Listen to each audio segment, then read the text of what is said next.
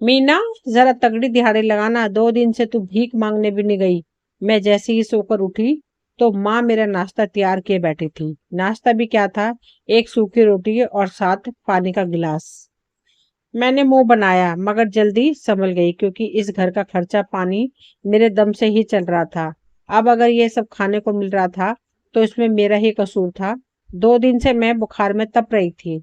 अगर आज भी न जाती तो रात को भूखा ही रहना पड़ता। मैंने चुपचाप खाना शुरू कर दिया तो माँ मेरे पास ही बैठ गई और मुझे हवा करने लगी। मैंने एक नजर अपनी माँ पर डाली तो एक दुख की लहर मेरे अंदर दौड़ गई। माँ का चेहरा झुर्रियों से भरा हुआ था और वो बिल्कुल सूख कर काटा हो चुकी थी। सारी उम्र माँ ने भीख मांग मांग कर ही मुझे पाला पोसा था। अब मेरी बारी थी उन्हें पालने की। वो तो अब भी घर पर बैठने को तैयार नहीं थी, लेकिन मैंने जबरदस्ती उन्हें रोका था, क्योंकि अब मैं कमा सकती थी। जो लोग कहते हैं कि भीख मांगना या भिखारी होना बड़ी अमीरी की बात है, तो ये बात बिल्कुल गलत थी। हमारे इलाके में बहुत भिखारी रहते थे, क्योंकि यहाँ बहुत कम भीख मिलती थी। एक तो गांव था, ऊपर से यहाँ रहने वाले खुद गरीब थे, सो वो अपना पेट भरते या उन भिखारियों का, जिनसे उनको कोई संबंध नहीं था। खैर, मैंने बड़े कोर लेकर 1 मिनट में ही रोटी खत्म की और जल्दी से जाने के लिए खड़ी हो गई। माँ मुझे बेबसी से जाता हुआ देख रही थी। जैसे ही मैं दरवाजे से बाहर निकलने लगी तो पीछे से उसने हाक लगाई कि मीना, ख्याल रखना अपना। मैं सर हिलाकर बाहर आ गई, मगर मेरी आंखों में आंसू आ चुके थे, जिन्हें साफ करके मैंने अपने दुपट्टे से पूरे शरीर को लपेट लिया और चौक की तरफ कदम बढ़ा दिए, जब मैं बैठकर मांगा करती थी। चौक में बैठे 3 घंटे हो चुके थे, मगर अभी तक एक भीख भी नहीं मिली थी। अब तो मुझे परेशानी होने लगी कि अगर ऐसे ही रहा तो एक आदमी की रोटी भी पूरी ना हो सकेगी। सो मैं वहां से परेशानी में उठकर थोड़ा आगे चली गई, तो वहां देखकर हैरान रह गई। चौक से थोड़ा आगे एक भिखारी पड़ा हुआ था, जो देखने में बिल्कुल बेहोश मालूम हो रहा था। उसके चेहरे से राल टपक रही थी और जिस्म एकदम ही मैला कुचैला था। मैंने खुद पर नजर डाली तो मैं काफी साफ सुथरी थी। इस भिखारी के पास जमीन पर काफी पैसे पड़े हुए थे, मगर उसे कोई होश हो तब ना। मैंने सोचा, यह कौन सा नया भिखारी यहाँ आ गया जो मेरी रोटी पर लात मारने की कोशिश कर रहा है। मैं धीरे धीरे चलती हुई उसके पास गई और ललचाई नजरों से जमीन पर पड़े पैसों को देखने लगी। अचानक से ही उस भिखारी ने आंखें खोल दी और हाथ बढ़ाकर मेरी टांग पकड़ ली। मैं तो एकदम से डर कर सकते में आ गई और उसे पीछे धकेलकर खुद को छुड़ाने लगी, मगर उसमें बहुत ताकत थी। उसने एक झटके से मेरी टांग खींची और मैं धड़ाम से नीचे गिर पड़ी। उस वक्त मुझे बहुत डर लग रहा था, क्योंकि एक तो दोपहर का वक्त था, आसपास कोई भी दिखाई नहीं दे रहा था, तो मेरा डर स्वाभाविक था। मैंने हकलाते हुए उससे कहा कि छोड़ दो मुझे, वरना मैं सबको बता दूंगी तुम कोई शरीफ इंसान नहीं हो। मेरी धमकी पर उसे कोई भी असर नहीं हुआ। जब वो बोला तो उसकी आवाज धीमी थी, मगर लहजा एकदम से सख्त था। जब तुझे राज मिले तो वो राज ना लेना, छोड़ देना, गुमराह ना करना किसी को, वरना तेरे लिए एक बड़ी मुसीबत होगी। समझ रही है ना? और वो न जाने क्या कुछ बोल रहा था, मगर मेरी समझ में तो कुछ नहीं आ रहा था। मैं बस डरी हुई थी। जा ले जा, पैसे ये सब तेरे हैं, मैं तो बस तुझे खबरदार करने आया था। बात मान जाना, मेरी अगर कोई खराबी की तो बड़ी दिक्कत आएगी। ले पकड़ ले सब। इतना बोलकर उसने जमीन पर से पैसे उठाकर मेरी हथेली में पकड़ा दिए और झटके से मेरा पैर छोड़कर उठकर खड़ा हो गया।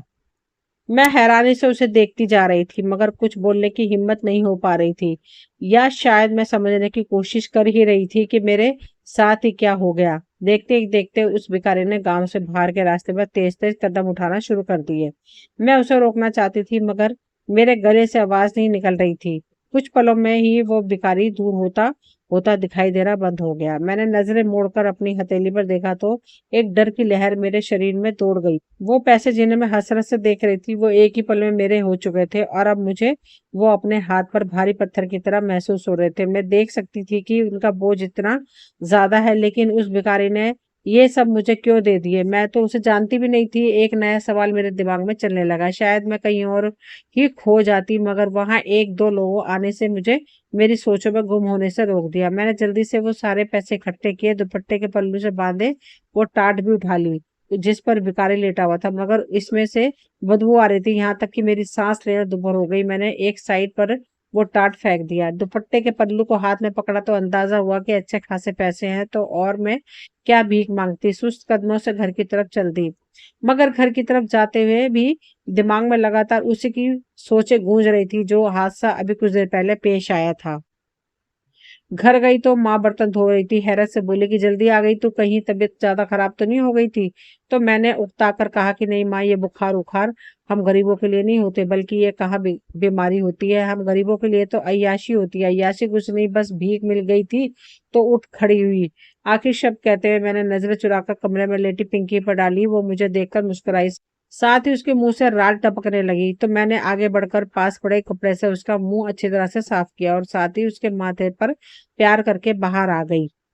माँ, तू थक गई होगी ना, अकेली पिंकी का ध्यान रखे। तो मैं मुस्कुरा कर बोली, अपने बच्चे का ख्याल रखने से कोई माँ तंग नहीं होती है। मुझे एहसास है तेरे साथ मैं बड़ी जाती करती हूँ, मगर क्या करूँ, ये पेट जो हम साथ लिए फिर रहे हैं, इसे भी तो भरना है। मैंने एक घर में बात की है सफाई की, उधर अगर सही पैसे मिल जाए तो बस ये काम छोड़ देना। माँ ने बड़ी खुशी से ये बात की तो मैं एक पल के लिए चुप रह गई, मगर दूसरे पल ही बोल उठी, माँ रहने दे, पहले भी तूने लोगों के घरों में काम करना शुरू किया था ना। क्या भूल गई इन ऊंचे घर वालों ने क्या कहकर तुझे निकाला था? तूने वो इलाका इसलिए बदला था ताकि इज्जत से कमा सके, मगर वो लोग ही क्या जिन्हें किसी की इज्जत की परवाह न हो। माँ तो चुप कर गई कई, मगर मेरे अंदर आग लगी हुई थी। सो चुपचाप मैं कमरे में पिंकी के बराबर की चारपाई पे आकर लेट गई। मैं सोना चाहती थी, मगर दिमाग था कि एक जगह टिक ही नहीं रहा था। अतीत में उलझा था। हम दो बहनें और दो भाई थे। पिताजी को तो कभी देखा ही नहीं। माँ कहती है कि तुम्हारा पिता दूर काम करता है। अब जितनी दूर काम करता है ये तो हम नहीं जानते थे, लेकिन बड़े होने पर पता चला कि माँ पिताजी की दूसरी पत्नी है।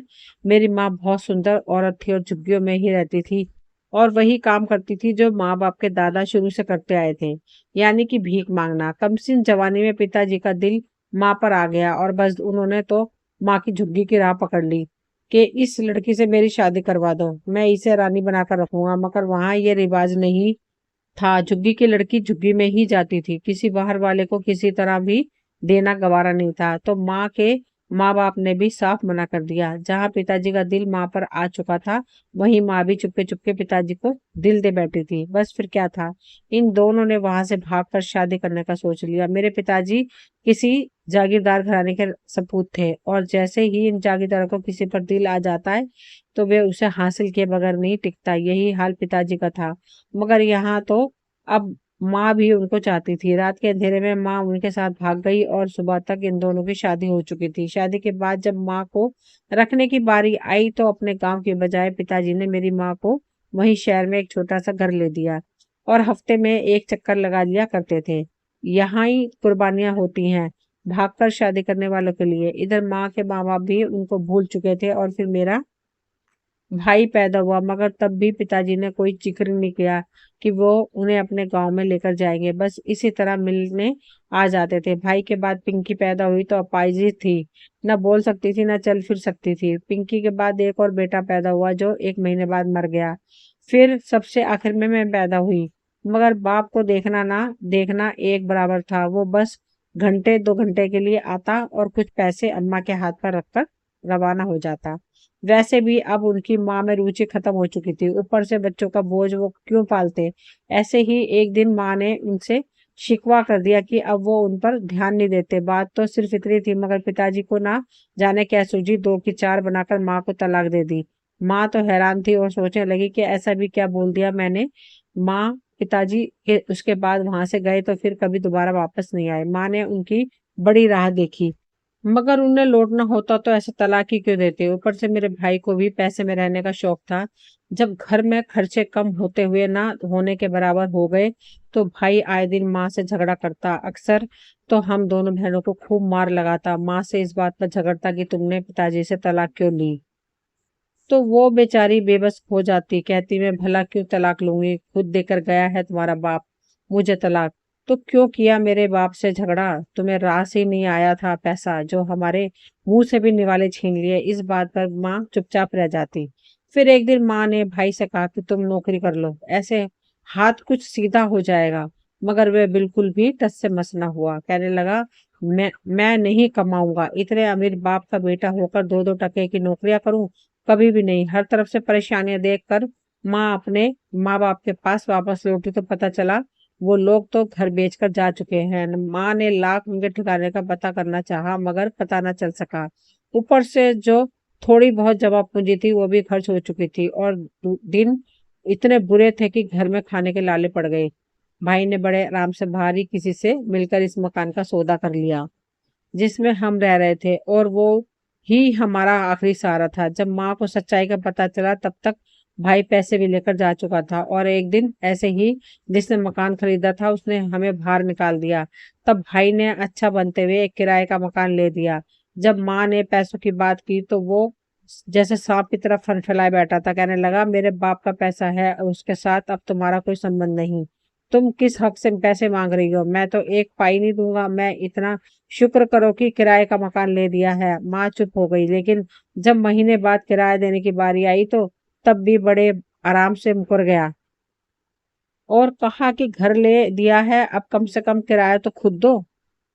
फिर देखते ही देखते खर्चों के डर से भाई ने अपना सामान समेटा और रात के अंधेरे में न जाने कहाँ निकल गया। पीछे हम माँ बेटियां डर से दौड़ी हुई जा रही थी। एक रात घर में खाने को कुछ नहीं था तो पिंकी भूख से बिलखने लगी, जिसे माँ ने बड़ी मुश्किल से चुप कराया और कहा कि तुम फिक्र न करो, देखना कल तुम्हें भूखा नहीं सोने दूंगी। मैंने पूछा, माँ क्या करोगी? सारे पैसे तो भाई अपने साथ ले गया। तो वो मेरी बात पर चुप रही और कोई जवाब न दिया। मैं भी चुप हो गई, मगर ये बात सुबह खुली कि माँ अपना पुश्तैनी काम करेगी, यानी भीख मांगेगी। मैं बहुत परेशान थी। माँ से पूछा कि तुम भीख क्यों मांगोगी, और भी तो 100 तरह के काम हैं, उनमें से कोई काम कर लो। तो वो कहने लगी कि इन 100 तरह के कामों की मजदूरी महीने के बाद मिलेगी, और मेरी बेटी आज भूखी बैठी है। वैसे भी पहले अपने माँ बाप के लिए मांगा करती थी, अब अगर तुम लोगों के लिए मांग लूंगी तो क्या बुराई है? बस मुझे तो ना रोकना।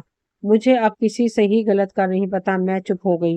वैसे भी सारे हालात मेरे सामने थे। माँ घर से चली गई और जाते जाते मुझे पिंकी का ख्याल रखने को कह गई, साथ ही दरवाजा भी बंद रखने को बोल दिया। शाम को माँ घर लौटी तो उसने हाथ में राशन के थैले पकड़े हुए थे, जो देखकर दिल में सुकून उतरा।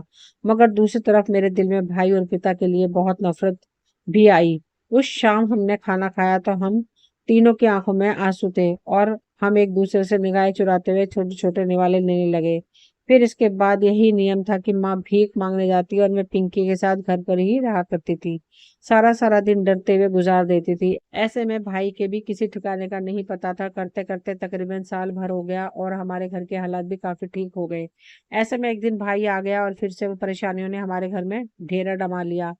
वो सारा दिन चारपाई पे लेटा रहता। शाम को जैसे ही माँ भीख मांग कर आती तो उनसे सारे पैसे छीन कर अपनी जेब में डाल लेता और बाहर निकल जाता। भगवान जाने वो नशे पर लग गया था या जुआ खेलता था। बस इतना मालूम था कि दो की बजाय अब एक टाइम की रोटी बनना शुरू हो गई थी। एक दिन माँ ने भाई को पैसे देने से मना कर दिया तो उसने जो जमा पूंजी माँ ने मेरे ब्याह के लिए संभाल कर रखी थी वो चुरा ली और एक बार फिर से भाग गया।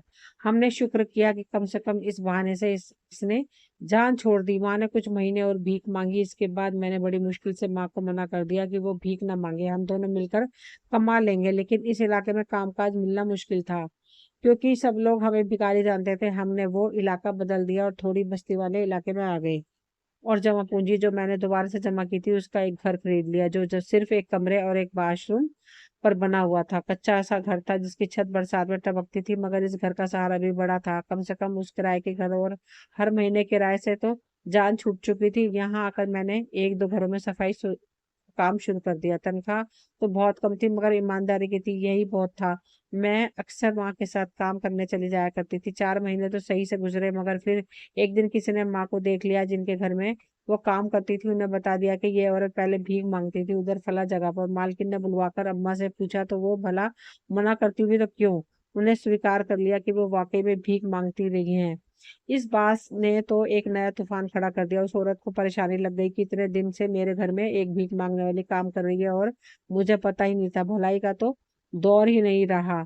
माँ ने उससे कहा कि मैं पहले मांगती मगर अब नहीं मांगती, अब खुद कमाकर अपने बच्चों को भी खिलाती है। मगर उस औरत के दिमाग पर न जाने कौन सी धुन सवार थी।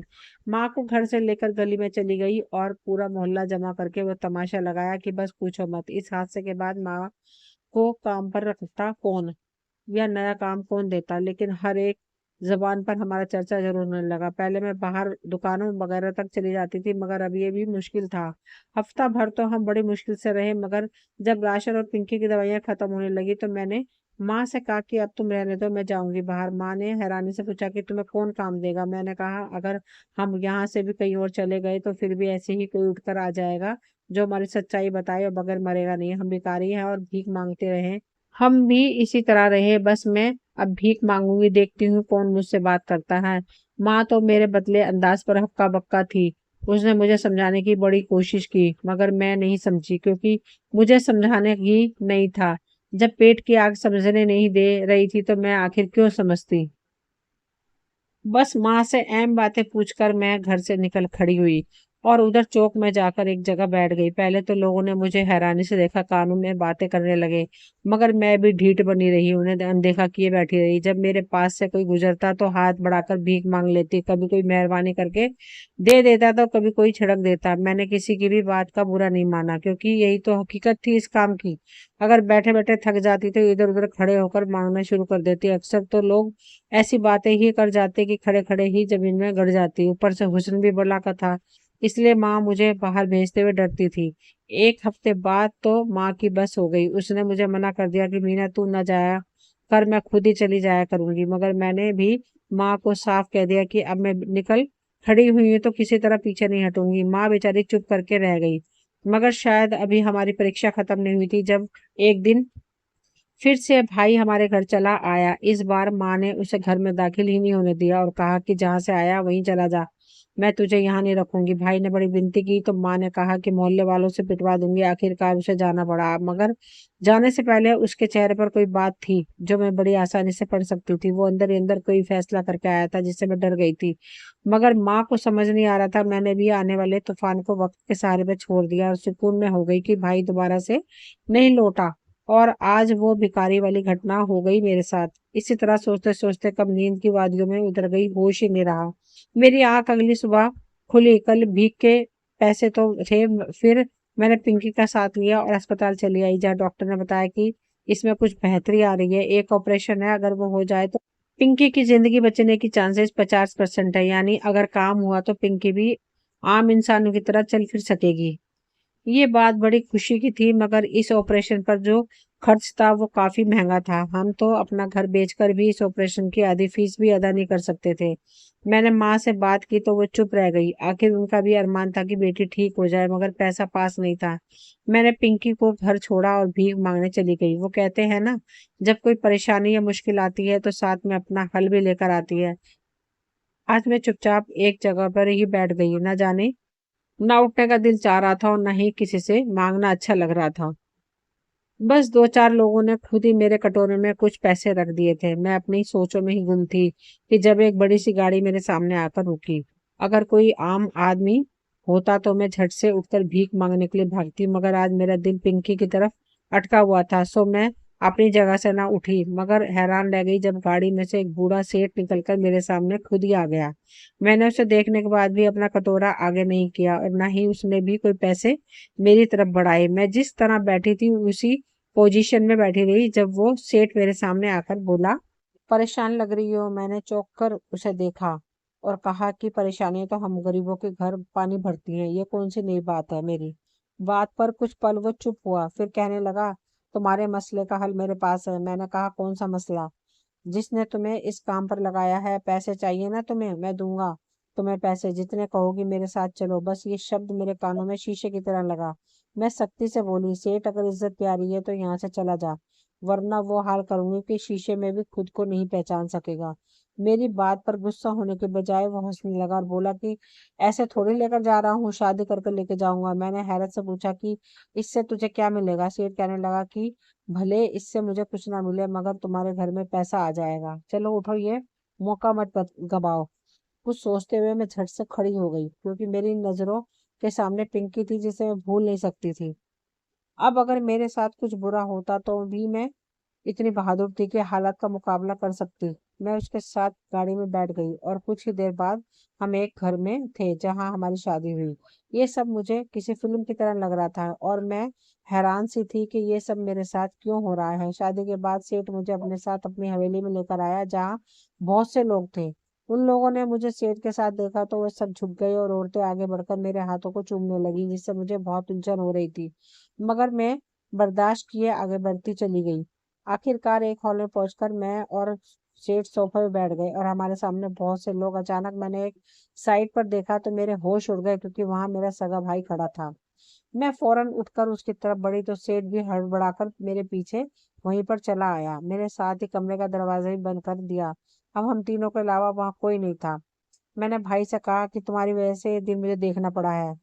पीछे से सेठ ने मेरी बात पर कहा कि हाँ, इसी की वजह से तुम्हें इतना बड़ा दिन देखने को मिल रहा है। अगर ये मुझे तुम्हारा ना बताता तो मेरा तो धंधा ही बंद हो जाता। ये बात सुनकर मेरा माथा एकदम से ठनक गया। मैंने क्या क्या बात कर रहे हो? तो सेठ कहा लगाकर बोला, यार अपनी बहन को बताया नहीं? इस बात पर भाई भी मुस्कुरा दिया और कहा कि खुद ही बता दे। सेठ कहने लगा कि बात यह है कि मैंने तुम्हें खरीद लिया है तुम्हारे भाई से। शादी तो बस एक कागजी कार्रवाई थी। दरअसल मेरी पत्नी बड़ी भगवान वाली थी, जिसे दुआ देती थी कबूल हो जाती थी। फिर ऐसा करते करते लोगों ने उसे पैसे देने शुरू कर दिए और उस औरत ने मुझे सेठ बना दिया। मगर अफसोस 3 दिन पहले वो मर गई चुकी है। लेकिन लोगों को तो नई साध्वी चाहिए। तुम्हारा भाई मेरे पास ही काम करता है, तो इसने तुम्हारे बारे में बताया तो मैंने तुमसे शादी कर ली। अब तुम्हारा काम बस सिर्फ इतना है कि लोगों को आशीर्वाद देती रहना और झूठी सच्ची कोई भी बात बना देना। ये ध्यान रहे कि धंधा बंद ना हो। यह सुनकर तो मैं सख्ते में ही आ गई और सोचने लगी कि क्या कोई भाई इस कदर भी गिर सकता है कि धर्म के नाम पर बने कारोबार पर मुझे बेच डाला। उसी वक्त मुझे उस भिखारी की बात याद आई तो मेरे रोंगटे खड़े हो गए। यानी वो भिखारी मुझे इसी बात से आगाह कर रहा था। फिलहाल कुछ नहीं हो सकता था। मैंने सेठ की बात पर हामी भरी और कहा कि शाम को मुझे घर जाना है। मेरी माँ को कुछ पता नहीं है। सेठ तो बड़ा खुश था। उसने मुझे ड्राइवर के साथ घर भिजवा दिया। मैंने रात रुकने को कहा और उसी रात अपनी माँ और बहन को लेकर एक दूसरे शहर के एक धर्मशाला में ठहर गई, क्योंकि जो भी था मैं ईमानदारी से भीख मांग कर खा सकती थी, मगर भगवान के नाम पर धोखा नहीं दे सकती थी। भले ही मेरी शादी हो चुकी थी, मगर मुझे दोबारा शादी करने की कोई चाह ही नहीं थी। बस अपनी इस शैतान खोपड़ी में भाई से पीछे छुड़ाना था, जिसने ना जाने कितने पैसों के बदले मुझे बेच डाला था। दोस्तों, ये कहानी यहीं तक थी। मुझे उम्मीद है आप सभी को पसंद आई होगी। अगर पसंद आई हो तो प्लीज़ लाइक शेयर सब्सक्राइब करें, ताकि वीडियो की नोटिफिकेशन समय समय पर आपको मिलती रहे। मिलती हूँ अगली वीडियो में, तब तक के लिए थैंक यू।